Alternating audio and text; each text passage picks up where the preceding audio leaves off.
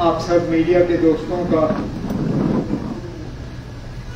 यहाँ जम्मू में national conference के हेडक्वार्टर्स पे खैर मकदम करता हूँ।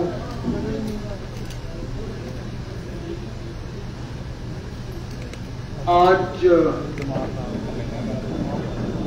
हमारी हुकूमत ने 1 साल पूरा किया है। वैसे देखा जाए तो ये प्रेस कॉन्फ्रेंस जम्मू के कन्वेंशन सेंटर में इंफॉर्मेशन डिपार्टमेंट की तरफ से ऑर्गेनाइज किया जाना चाहिए था, लेकिन कोड ऑफ कंडक्ट नगरोटा के बाय इलेक्शन के वजह से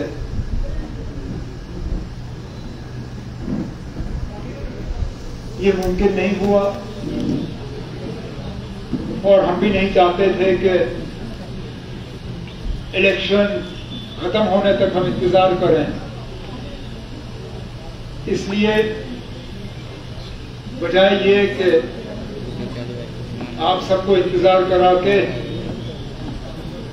बाद में सरकारी प्रेस कॉन्फ्रेंस में हम बुलाएं, हमने सोचा जब इतना अच्छा पार्टी का दफ्तर है और आज एजुकेशन डिपार्टमेंट के एक बहुत ही अहम प्रोग्राम के सिलसिले में मैं जम्मू आया ही था,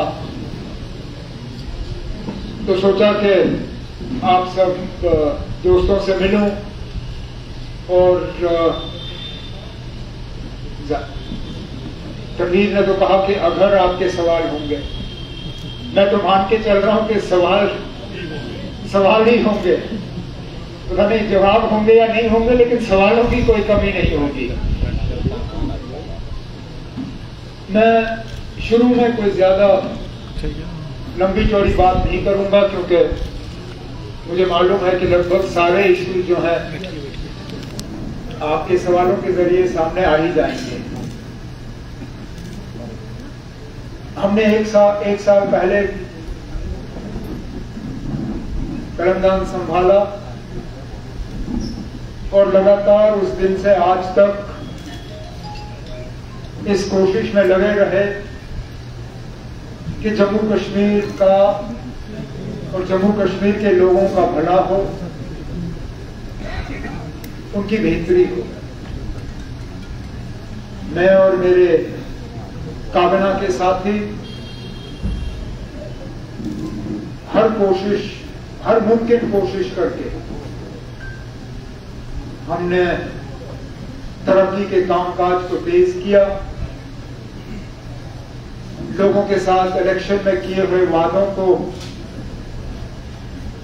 पूरा करने के लिए शुरुआत की। हमने जब लोगों से वोट मांगे या अपना मंशूर लोगों के सामने रखा, हमने 2 चीजों पे जोर दिया। एक ये कि यह हुकूमत 6 महीने की हुकूमत नहीं होगी, 1 साल की हुकूमत नहीं होगी, ये 5 साल की हुकूमत होगी। और इसलिए वो लोग जो हमारे मंशूर में लोगों के साथ किए हुए वादों को गिनना शुरू कर जाते हैं और फिर कहते हैं अब इसका क्या हुआ, उसका क्या हुआ, इसका क्या हुआ। जैसे मैंने जम्मू के असेंबली सेशन में कहा और उसके बाद बार बार अपनी तकरीरों में मंशूर के हवाले से जब आपको हमें जज करना होगा तो 5 साल हुकूमत मुकम्मल होने के बाद करिएगा, क्योंकि कोई भी हुकूमत लोगों के साथ किए हुए वादे 6 महीने या साल में पूरे नहीं करते। हमने एक शुरुआत की, चाहे जो हमने लोगों के साथ सियासी वादे किए उस पर, असेंबली में रेजोल्यूशन लाना जम्मू कश्मीर के स्पेशल स्टेटस को लेके, कैबिनेट में रेजोल्यूशन मंजूर करवाना स्टेटहुड की बहाली के लिए। दोनों चीजें हमने की। डेवलपमेंट में तेजी लाने के लिए तमाम महकमे जो है अपना काम कर रहे हैं। मुलाजमों की रेगुलराइजेशन, आज भी उस सिलसिले में एक ऐतिहासिक और बहुत अहम कदम स्कूल एजुकेशन डिपार्टमेंट की तरफ से, जबकि 860 CPW जो मुश्किल से 500, 1000, 2000 रुपए कमा रहे थे, उन्हें आज एजुकेशन डिपार्टमेंट की तरफ से रेगुलराइज किया गया। इसी तरह और भी डिपार्टमेंटों ने यह सिलसिला शुरू किया है और हम अपने लोगों के साथ किए हुए जो वादे हैं उन पे बिल्कुल हम वादाबंद हैं। और जैसे मैं बार बार कहता हूं, जिन जिन मुद्दों पे हमने इलेक्शन लड़ा, हुकूमत का वक्त खत्म होने पे उस सब चीज का रिपोर्ट कार्ड जो है वो लोगों के सामने पेश किया जाएगा।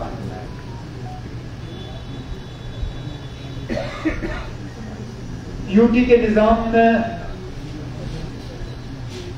काम करना एक अलग ही एक्सपीरियंस है।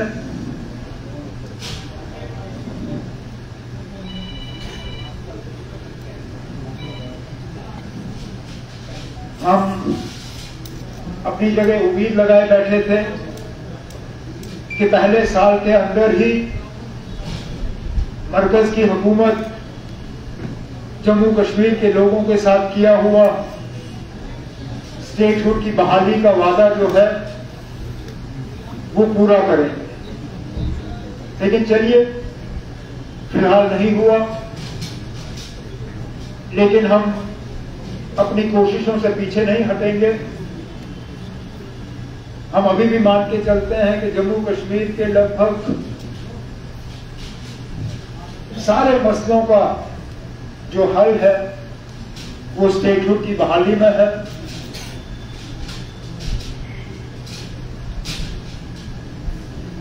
मैं एक बार फिर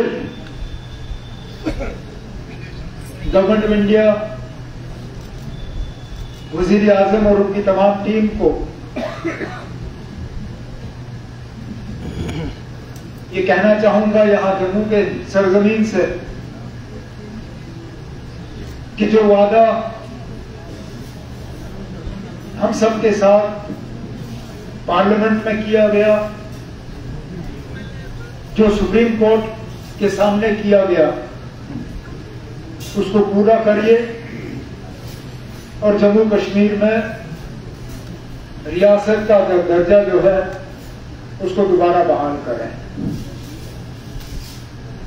अब इसके बाद मैं तनवीर से कहूंगा कि वो आप में से एक एक को लेके आपके सवाल लें और जो कोशिश की जाएगी कि उन सवालों का हम जवाब दें।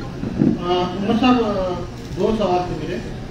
पहला सवाल ये है कि अभी महबूबा मुफ्ती ने एक स्टेटमेंट जारी किया है। उन्होंने कहा कि वो राज्यसभा इलेक्शन में आपको सपोर्ट करने तैयार है आपको सपोर्ट करने के लिए, बट उसके लिए आप जो उनकी तरफ से जो बिल्स आएंगी असेंबली में, उसमें एंटी लैंड एविक्शन बिल है और डेलीगेशंस को रेगुलराइज करने का जो है वो चाहती हैं कि उसको वो आप सपोर्ट करें, तो उस पर आपकी रिएक्शन चाहेंगे। और दूसरा, एक साल में आपने असेंबली में जब आपने बात की थी कि स्नो मेल्ट होगा, विंटर चला जाएगा और बिहार बाहर आएगी, तो एक साल के बाद आपको क्या लगता है, क्योंकि नेशनल कॉन्फ्रेंस अगर आपकी लीडरशिप है उसको चारों तरफ से हमले हो रहे हैं और ये भी कहा जा रहा है सरदार लोगों की तरफ से, महबूबा की तरफ से और कांग्रेस की तरफ से भी इशारों में कि आप बीजेपी एक तरह से उनको भूल रहे हैं, तो एक तरह से कहीं ना कहीं आपको नहीं लगता एक चैलेंज है आपके लिए? स्टेटहुड आप खुद बोल रहे हैं कि नहीं है, तो इस पर भी आपकी रिएक्शन? जहां तक आप के पहले सवाल को लेके है, मैंने उनका ये बयान देखा नहीं।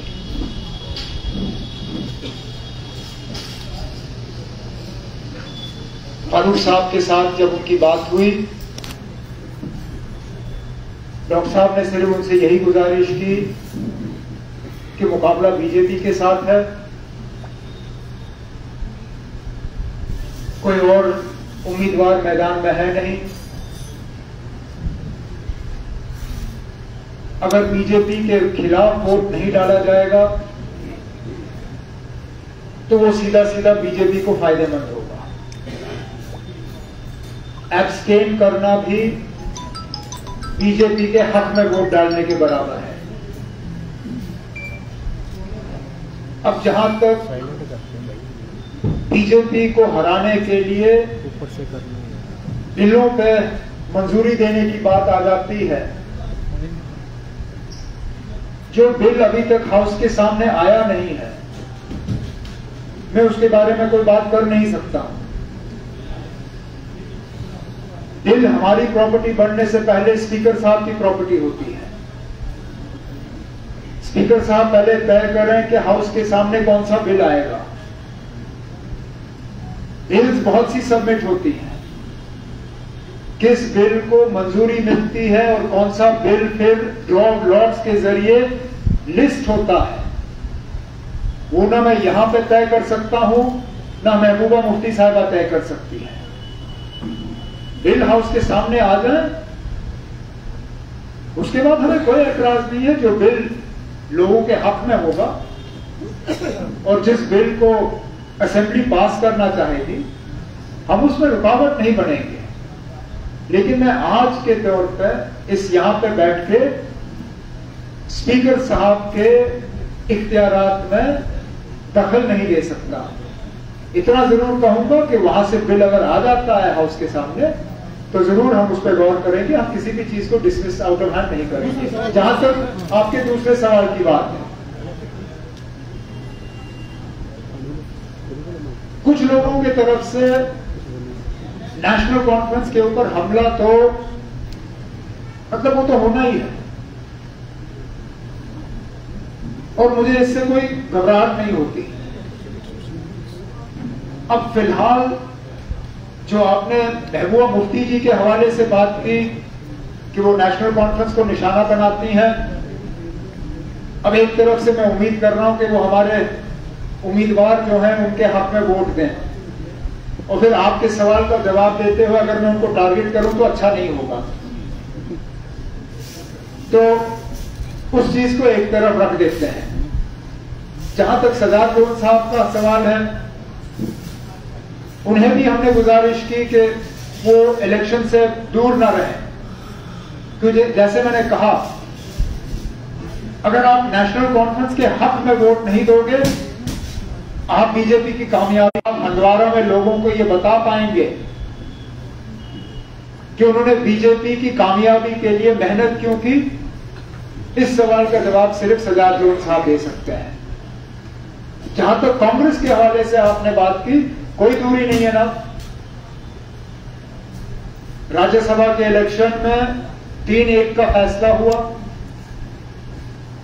और मैंने खुद कांग्रेस के जनरल सेक्रेटरी के साथ दिल्ली में मुलाकात की और मैंने उन्हें समझाया कि पहले 2 सीटों पे देने का सवाल ही पैदा नहीं होता, और वैसे भी जीत की सबसे बेहतर गुंजाइश तब होगी अगर कि चौथी सीट पे कांग्रेस का उम्मीदवार हो, क्योंकि पीडीपी हमारे साथ नहीं है, लेकिन इंडिया ब्लॉक में कांग्रेस के साथ जरूर है।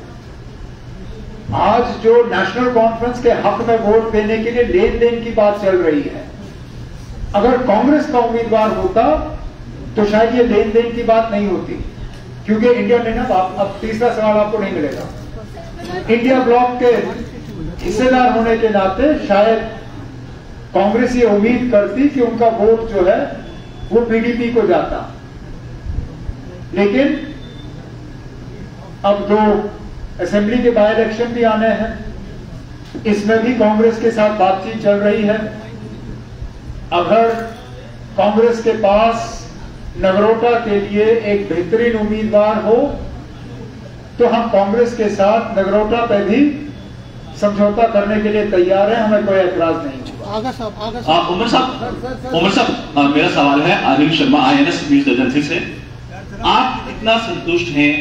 1 साल हो गया है आपकी पूरी जो कैबिनेट है आपकी, अपने कार्यकाल से कितना संतुष्ट हैं? और दूसरा सवाल यह है कि ट्रंप की तरफ से आज एक और बड़ा दावा किया गया है, इससे पहले भी ट्रंप ने कई दावे करे।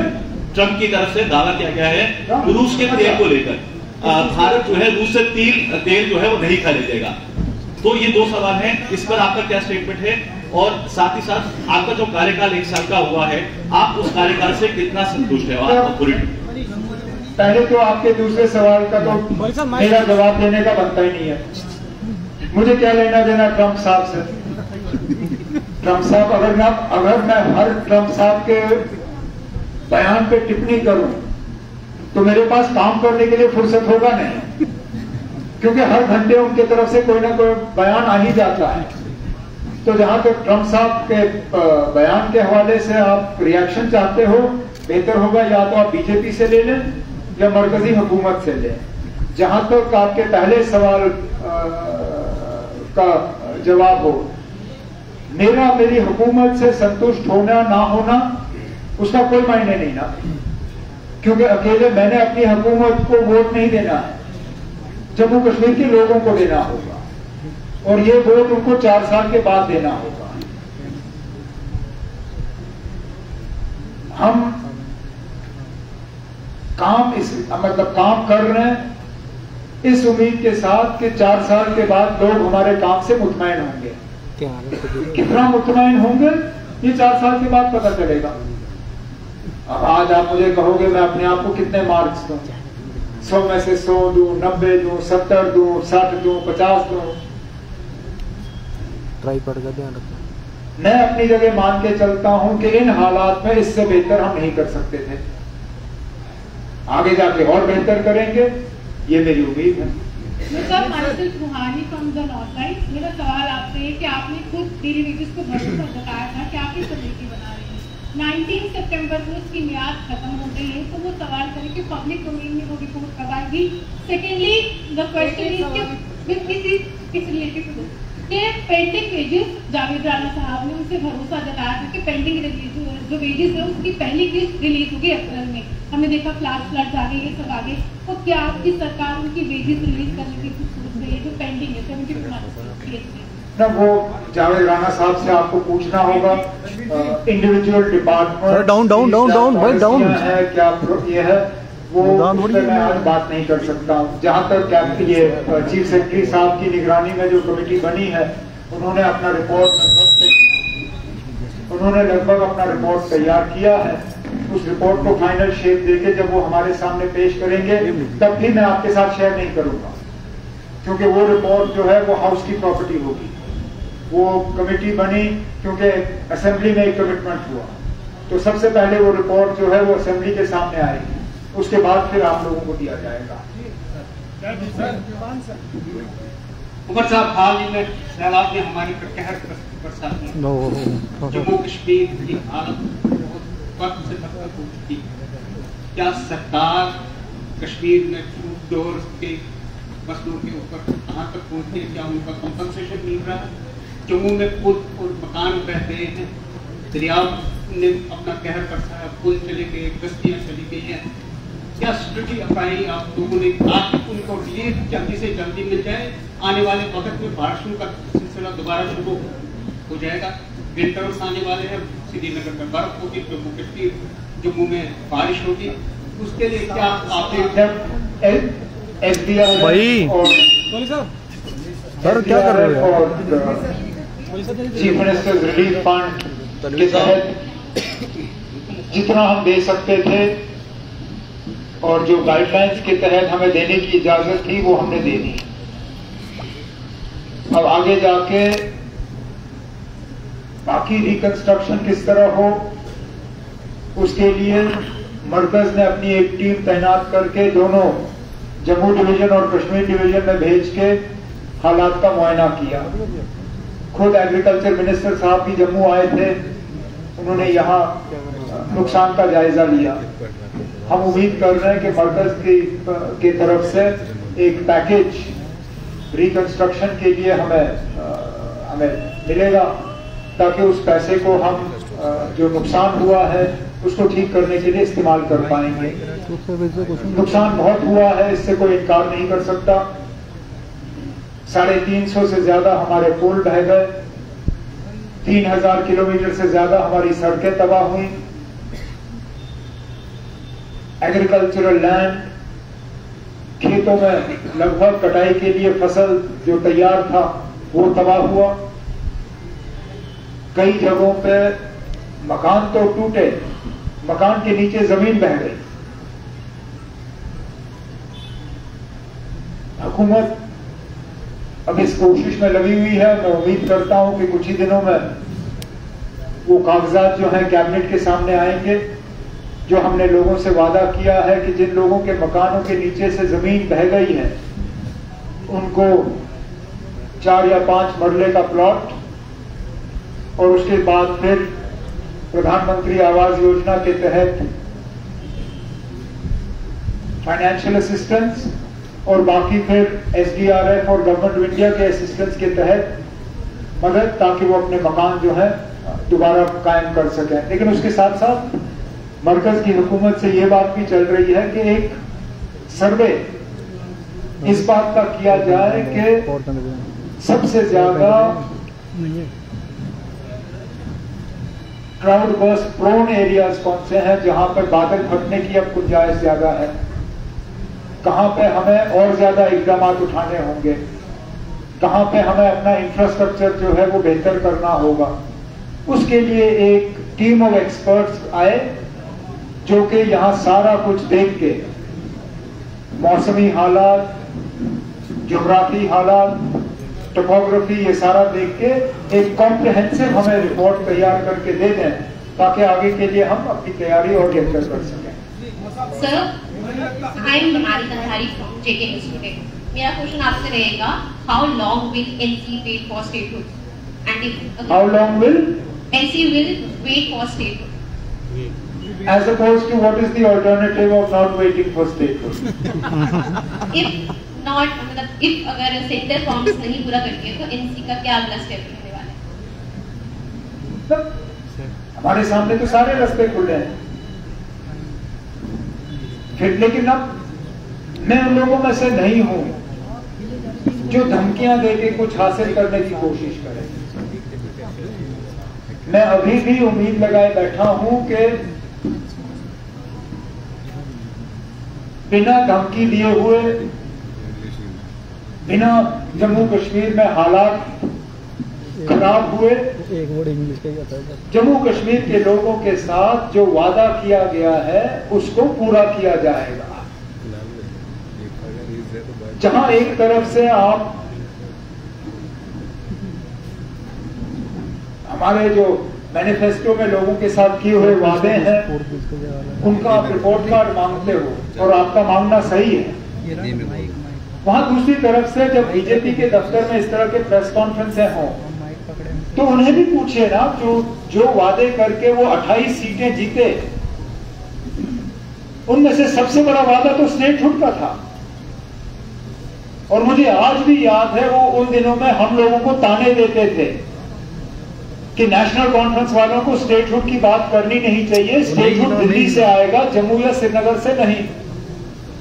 तो अगर स्टेटहुड दिल्ली से आना है और स्टेटहुड का वादा जम्मू कश्मीर के लोगों के साथ बीजेपी ने किया था, तो वो वादा पूरा क्यों नहीं हो रहा है? बाकी आगे जाके हमें क्या करना होगा उसको शायद यहां आज दोहराने की जरूरत नहीं है। हालात उस तरह के बने तो फिर मजबूर होकर हम दोबारा यहां बैठ के एक प्रेस कॉन्फ्रेंस करके दूसरा ऐलान कर लेंगे, लेकिन फिलहाल वो हालात नहीं है। 2024 की इलेक्शन से पहले सेंटर में सुप्रीम कोर्ट ने वादा तो किया कि इलेक्शन के बाद कोई नहीं, आपस हाथ ऊपर रख लीजिए। इलेक्शन के बाद एप्रोप्रिएट टाइम पे स्टेट बुक देंगे, अब स्टेट बुक नहीं मिल रही, तो आपको क्या लगता है कि डिले जो हो रहा है स्टेट बुक का देने का, क्योंकि बीजेपी का भी ये मानना था कि स्टेट बुक देंगे, अब डिले जो है कहीं ऐसा तो नहीं कि they want to pressurise national government कि बीजेपी को भी पावर में लाया जाए? और दूसरा सवाल मेरा ये है कि अभी थोड़ी देर में दरबार मूव भी होगा कुछ दिनों के बाद, तो क्या आप वो पुरानी जो ट्रेडिशन है उसको कायम रखेंगे, उसको रिस्टोर करें कि पूरा दरबार मूव हो जम्मू? ये सवाल था मेरे पास।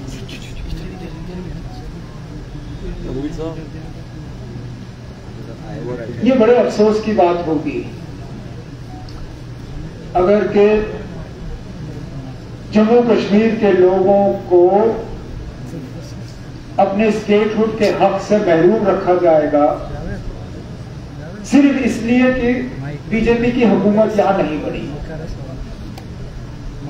क्योंकि बीजेपी ने शायद ये कभी नहीं कहा था सुप्रीम कोर्ट में या पार्लियामेंट में कि हम स्टेटहुड देंगे, लेकिन तभी देंगे जब मुख्यमंत्री बीजेपी का होगा। उन्होंने सिर्फ इतना कहा था कि 3 step process, delimitation, election, statehood, कोई इफ नहीं, कोई बट नहीं। अब अगर हमें मजबूर करने की कोशिश की जा रही है कि जब तक हम उनके साथ हाथ नहीं मिलाते तब तक स्टेटहुड नहीं आएगा, तो फिर चलिए ना, मैं मान के चलता हूं कि अगले 4 साल तक स्टेटहुड नहीं होगा, क्योंकि हम लोगों का मैंडेट हासिल करने के बाद बीजेपी के इस साजिश को तो कम से कम हम कामयाब होने नहीं देंगे। अगर लोगों को बीजेपी की हुकूमत चाहिए होती तो 24 में बीजेपी की हुकूमत बनाते, नहीं बनाया। और हमारा कोई इरादा नहीं है कि बैकडोर से हम बीजेपी की एंट्री यहां कराएं। जहां तक आपने दरबार मूव के हवाले से सवाल पूछा, पहले तो मुझे ये बताइए ना, इस दरबार मूव को बंद क्यों किया गया? ये तो मतलब एक परंपरा रही और वो भी 47 से पहले की। जो लोग हमें ताने देते हैं कि हम जम्मू कश्मीर की हिस्ट्री नहीं समझते, हम जम्मू कश्मीर के महा हस्तियों की जो है इज्जत नहीं करते, उनकी जो विरासत है उसको तहस नहस करने में तो सबसे ज्यादा रोक तो बीजेपी का ही रहा है। लेकिन हमने लोगों के साथ वादा किया था कि हम दरबार मूव को रिस्टोर करेंगे। कैबिनेट ने रेस्टोरेशन का फैसला जो है लिया, वो फैसला एलजी साहब के पास भेजा गया। एलजी साहब ने अपना दस्तखत उस फाइल पर करके वापस दिया। मैंने आज फुल दरबार मूव के लिए सरकारी फाइल पे जो है अपना दस्तखत डाला हुआ है और उम्मीद करता हूं कि वो ऑर्डर जारी होगा और जो पुराना दरबार मूव की जो रिवायत रही है उस रिवायत को हम रिस्टोर करें।